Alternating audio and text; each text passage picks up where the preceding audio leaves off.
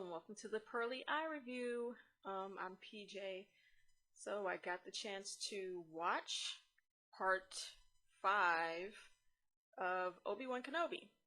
So I'm gonna try and make this scene by scene shorter and get to the main points of what's going on, because there's a lot going on, and this episode was a lot more exciting than the previous episode. Part 4 was more of a filler. Now we're getting down to the nitty-gritty. Alright, let's get into it. What I like is, again, it's doing that love letter to the prequels.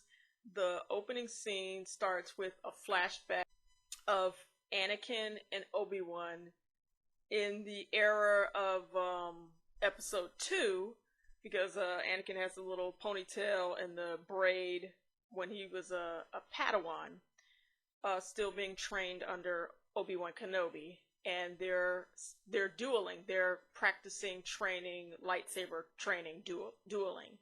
The person that has this flashback is Darth Vader. He's starting to, not starting, but he remembers his days of training under Obi-Wan.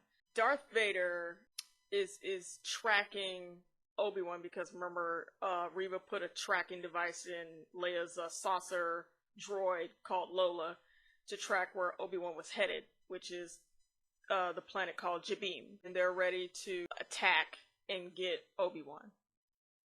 So, cut to Obi-Wan and Leia and Roken and Tala. They're on the ship that they got away on from the previous episode. They land on Jabim, and they land in the little mini spaceport area where the other smuggler people, the people that are trying to get away from the Empire, they meet back up with them. Obi-Wan tells Roken, hey, how quick can you get me and Leia out of Jabim? We really need to get to Alderaan, because he's very anxious to, Obi-Wan is very anxious to get Leia back home to her family, because Darth Vader is after him. And Roken says, well, these people have been waiting for months. This kind of confused me, because I'm like, well, can't you all just go, like, Obi-Wan, can you just hitch a ride on them and then transfer somewhere else? I know Vader, it's like, it's very dire at this moment. Like, I need to get this girl back to Alderaan, because he cannot find out that this is his daughter, and he's really after me, and it's a lot. I'm like, just go ahead and smuggle with the pathway people, just smuggle with them. Because it's just this back and forth between Obi-Wan and Roken about, like I said, Roken says, well, I can't take you now, I gotta get these people first, they've been waiting ahead of time before you to get out of here. I'm like, just smuggle with them. And then Obi-Wan's like, okay, well, we'll help you smuggle the people, on the ship. I'm like, why didn't you do that anyway? I really didn't understand that argument, so whatever. Also, key moment, Haja, the hustler guy from the second episode, he somehow made his way to Jabim and beats, because Obi-Wan across the way recognizes him. He's like, hey, you're here too? He's like, yeah, I had no other choice. When I ran into the Lady Inquisitor, I had to find my way out of here too. Meanwhile, Leia's droid thing is of course possessed because it has a Empire tracker on it. It goes off to go mess with the main controls within the mini spaceport in Jabim, right? Obi-Wan gets a beeper message. It's his personal communicator, and he goes off to the side and sees what the message is. Of course, it's Bail Organa. He wants to know if he and Leia are okay.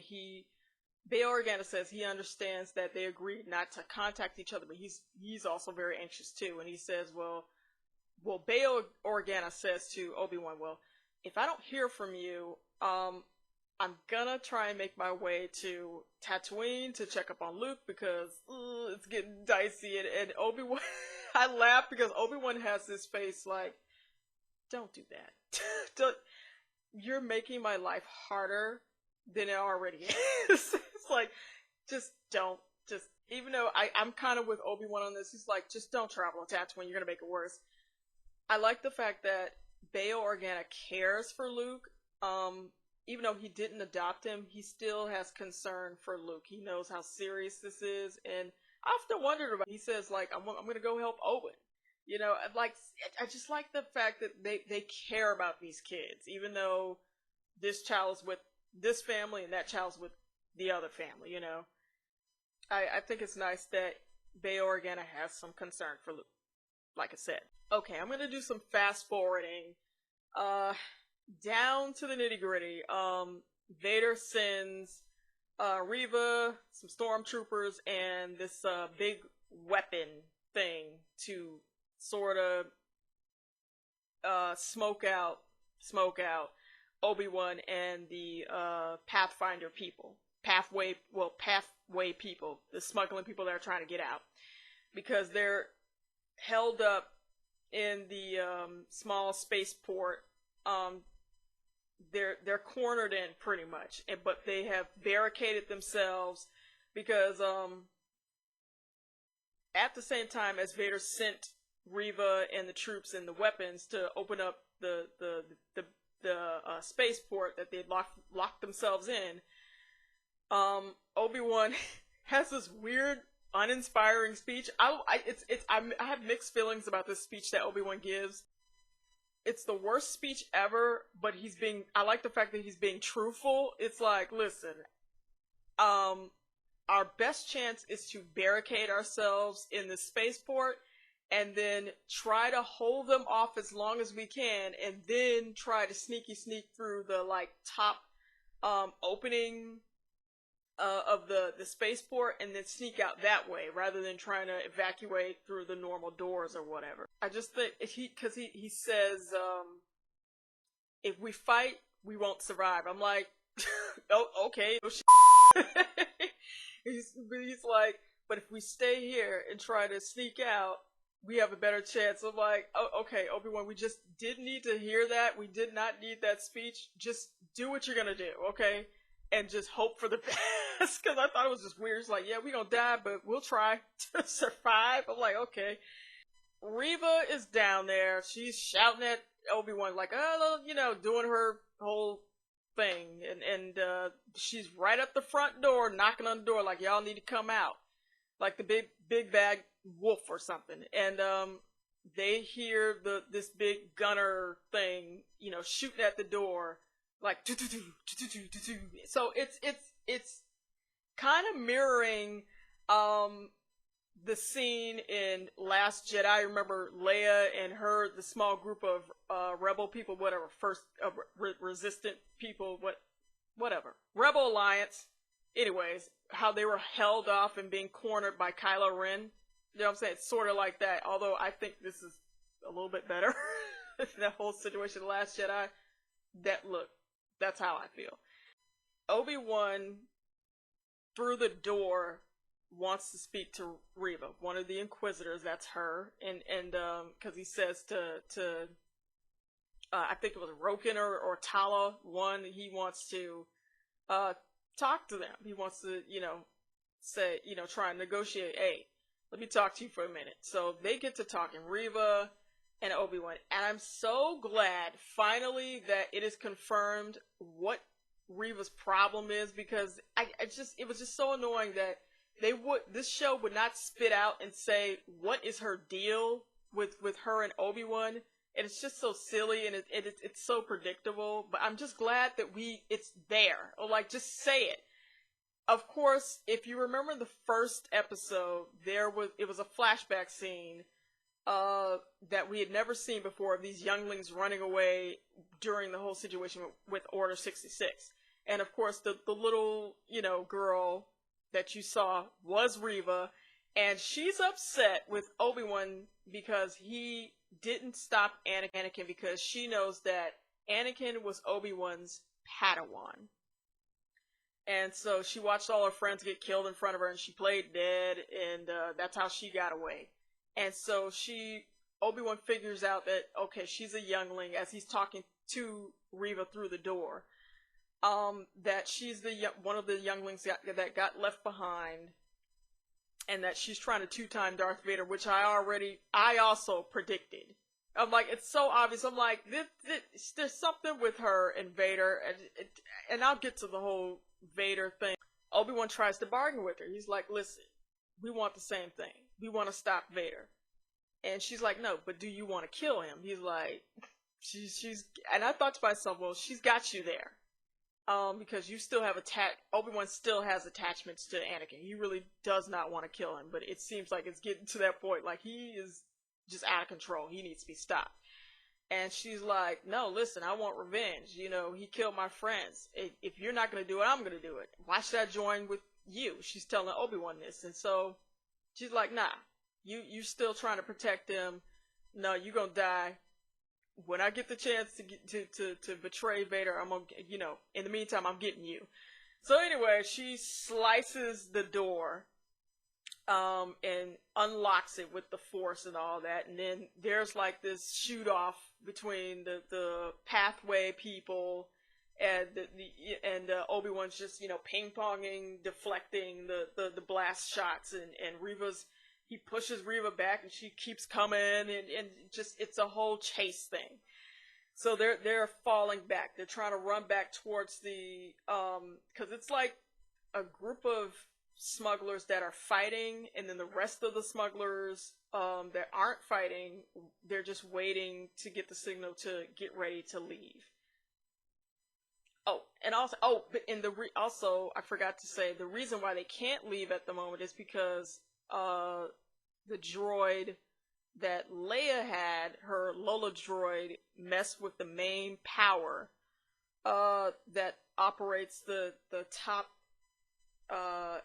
spaceport door that opens up at the top to let the ships come out, so they can leave. It locked down the main power, so that door is locked, and they actually have an hour to try and unlock it. So, but Leia volunteers to go into the vents where the main power source is, to try and figure out, okay, to replug the wire, the red wire, they say, to get the power back on. So that's what Leia's doing. And back to Obi-Wan, they're falling back and they're getting shot at, and Obi-Wan's trying to defend, and everybody's getting there are some casualties with some of the fighting smuggler people. And stormtroopers are going down, and Reva's still coming, and they're trying to fall back to where the other people are, and oh man, we get to the part where they're just being slaughtered. They're being cornered by the stormtroopers and Reva, and sadly, Tala gets shot in the stomach. And she's bleeding out. She got a hole in her stomach, and the Ned, the robot, tries to cover her because she's getting sprayed with blasters, and he's over her because she can't get up, and Obi-Wan's trying to, you know, he's trying to get to her, but he can't because he's trying to fight off stormtroopers. He's being pushed back. He's like, Tala, and she's on the ground. She's like, leave, just leave without me. And Obi-Wan's still trying to get to Tala, trying to rescue her, and Tala holds up like a metal round ball, and it's a bomb. And she's like, I'm looking like, oh, Obi-Wan's like, no, and she sacrifices herself and blows herself up. And it gives Obi-Wan enough time with the other smugglers on the other side with him to run back to the main spaceport hangar. He was still alive, you know, they got blasted back. Vader comes down, and Obi-Wan starts freaking out because he can feel Vader's presence. And he's like, it's over. It's over. I can't do anything. And they're like, what? And then Obi-Wan's like, he wants me. I gotta surrender. And they're like, no, Obi-Wan, don't do it. Hija, the hustler guy from the previous episode, part 2, he gives all his stuff to Hija, and they're like, the smugglers, Roken and Hija, are like, hey, like you're gonna go out there without any weapons? He's like, I can't do anything. I can't fight, you know, just, all he wants is me. There's no point in fighting, resisting. So he gives all his communicator to Hija, his lightsaber, and his just personal things, and he tells Hija, look after Leia, make sure she gets to Alderaan. So Obi-Wan hightails it back to where Reva is, and they capture him and whatnot. And while they're outside, Obi-Wan is trying to still reason with Reva, like, listen, we can take him down together. And Reva's still like, no. It's just pretty much that same conversation that they had when they were talking between the doors. And he's like, and Obi-Wan gets to the point where he tries to tell Reva, you know he knows what you're doing. Talk about Vader. You know he knows that, like, he knows you're trying to double cross him. If you, look, he's after me. Stick with me and you'll survive. And Reva's like, nah. So she tries to turn in Obi-Wan to Darth Vader. So she tells the stormtroopers weirdly to put him back inside towards the front part of the spaceport hangar until Vader comes down.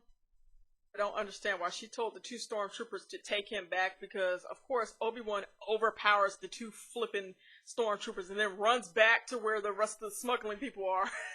And because I started laughing at this part because Obi-Wan got the chance to get away, and he knows that Vader is coming, because Vader just gets off that plane and starts doing his power walking, like, I'm coming.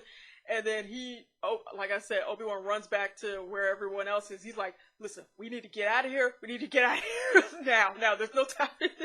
and right in the nick of time, Leia was still in the vents trying to plug in the red cord or whatever that powers up the top landing door to open up so they can escape. She finds it, and then she also finds her Lola droid was possessed, and she took the tracker off and threw it off, and Lola helps her to put the cord in, and so everything's fine. Lola's not Empire possessed anymore or corrupt, and Leia gets out of the vent, and the door is finally open, the top door, so they can leave. So everybody evacuates. Everybody's like, come on, get on the plane, get on the spaceship, everybody, come on, let's go. And Vader's still coming. He's coming. So anyways, everybody gets on the ship. Obi-Wan, Leia, Roken, Hodge, in the chaos of everybody trying to flee from Vader, because he's coming. Hodge drops that communicator that Obi-Wan gave him when Obi-Wan thought that he wasn't going to be able to come back, so. Anyways, that's on the floor. Nobody cares. Everybody's running on the ship. So, anywho, everybody's on the ship, and then Vader comes, and he sees him trying to get away, and this cool scene, Vader's just using the Force. He's just, no, y'all not going nowhere. I'm like, he's holding that ship, and then the ship is just like, trying to fly away. It's like, still trying to go. And then Vader just pulls it down, and then rips the doors open off that ship, and nobody's in there. And then, but on the other side, the real ship carrying the other people, the smaller ship, takes off and flies away. Vader's looking like, mother flipper. The reason, and I guess because the reason why he was so distracted, Vader didn't sense the other ship, was because he was so honed in on just, I gotta get, Obi-Wan, is why he wasn't concentrating on the other ship behind the ship he was that took off at first, and he was trying to grab, because Obi-Wan mentions, like, when Anakin is so into, well, I gotta take you down, he's so into victory, he loses concentration. He gets sloppy. So anyways, the ship gets away, like I said. And Reva comes up. Now this is where it gets cool. I think finally Reva shines once we got her silly story out of the way and like what her deal is. She finally shows some substance, to me at least. And she stupidly tries to whack Vader from behind. He freezes her with the Force. He's like, really? And then they get to fight. This is an amazing lightsaber fight. She, has her Inquisitor lightsaber, and she makes it spin and stuff. And it gets to the point where it's really cool. She starts spinning it at Vader. And you would think he would try to back up away from it, and he's just walking towards it. He's like, that does not scare me. And also Jesus Christ. He's so agile. I've never seen Vader move like this, but it's pretty cool. But it just shows how inexperienced Reva is. He's like just juking her. Like, because she's just right there. He's right in front. It's kind of like how the Emperor was in episode 3 when he was just shanking all the Jedi when Mace Windu came up there and tried to arrest him, and he was just taking him out. That's kind of like how Vader was moving, because he was just using nothing but shoulders, dodging her. She's she's missing every time, and I'm just laughing. I'm like, oh my god. And like I said, Reva was spinning the thing in front of her, and he splits it in half, and then has two. Darth Vader has two of them, and then he turns one off and then throws it to her like, come on, let's battle. You want to fight? Let's fight. Let me show you how to really fight me. I'm like, oh my god, so they're just dueling and stuff. It was so good. It was so good. Oh my god. And I knew this was going to happen. So he really gets the upper hand on Reva and shanks her in the stomach. Whoa, god. Just gets her in the stomach real good and takes it out. And then he, pretty much tells her, you didn't think I knew that you were that youngling from Order 66? It's like, don't ever double cross me. And then you see OG Inquisitor, the one we thought that she killed in, what was that, episode, part 2 of Kenobi. He's still alive. I guess because they have the Force healing is why he survived. I don't know, that Rey crap that they pull where they heal their insides or whatever, and also Baby Yoda, which is, I have mixed feelings about that Force healing. It's so silly. But anyways, I guess that's how the Inquisitor survived, because I don't know how he's still alive. Anyways, he's alive, and he took his metal pin back, because he's like, yeah, that's what you get for trying to take my job. You're dead now. Vader just walks away, and Inquisitor walks away like, don't you ever, bitch.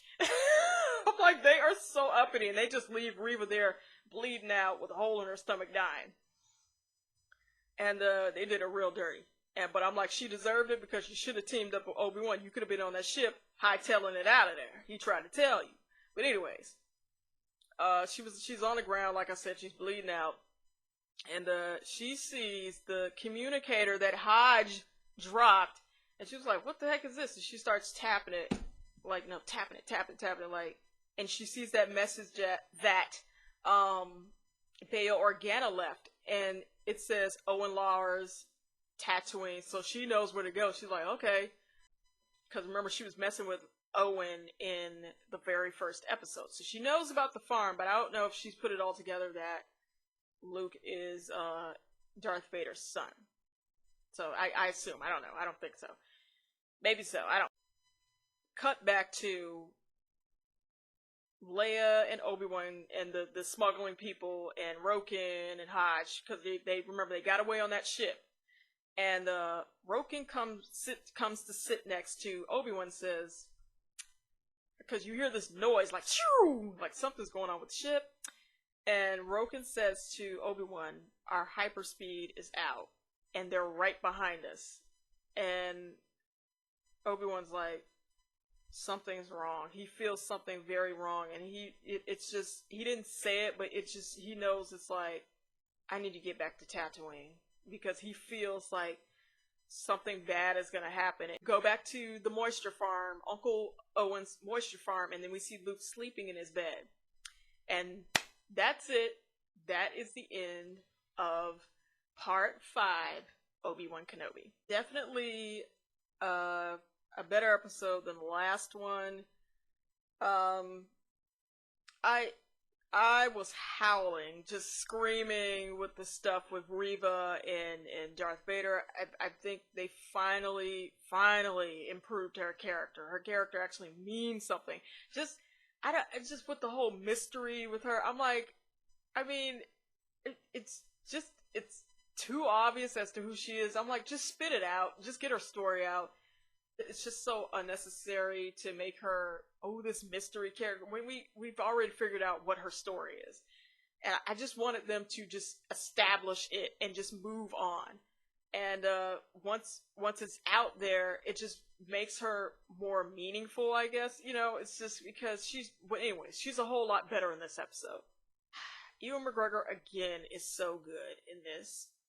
Because you can see the guilt written just all over Obi-Wan's face when Reva tells him, you know, he was your Padawan.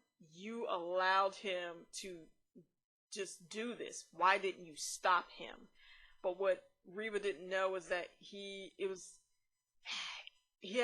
Obi-Wan had so much on his plate. He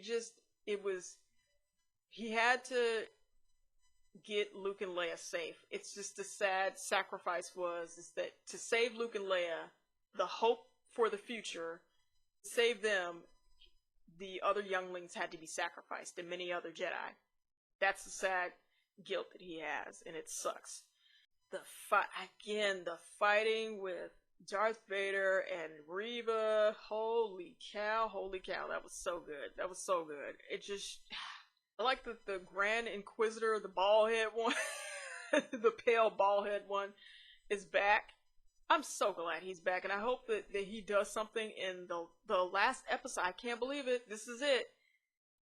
Because this is a 6-part series. I hope that in the last episode, they go big or go home. And I hope that they give him something to do. And I'm glad that they didn't just kill off the Grand Inquisitor. Because I'm like, he's still around and like up until like the Rebel series. So why was he shanked off like that in the first episode? So alright. So I guess just to make Reva more meaningful, it's just, I'm like, why couldn't both of them be together? Grand Inquisitor and Reva at the same time. I don't get it. I just don't understand why weren't, there's room for everybody. You don't have to give up one for the other. It was just so silly that he was killed off early on. The Grand Inquisitor, it's just, I don't know. It's just so silly. Spectacular episode. Sad that Tala was sacrificed. That sucks. Yeah, a lot of people were saying, that the robot was Wrecker. I guess not. I don't know, because Wrecker didn't pull his helmet off or whatever. The robot Ned, that died with Tala. So, I don't know, because a lot of people were saying that was Wrecker from, the Bad Batch.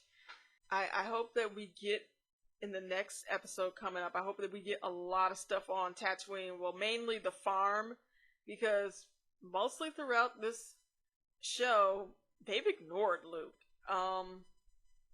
I hope we give him some love this time, and just see Aunt Beru and Uncle Owen up close, how they try to keep things from Luke and how they try to protect him and stuff like that.